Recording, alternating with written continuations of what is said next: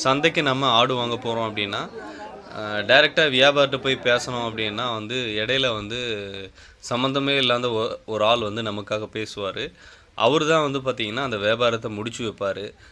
முடிஞ்ச வரைக்கும் வந்து பார்த்திங்கன்னா உங்களுக்கு சாதகமாக பேசுகிற மாதிரி தான் இருக்கும்.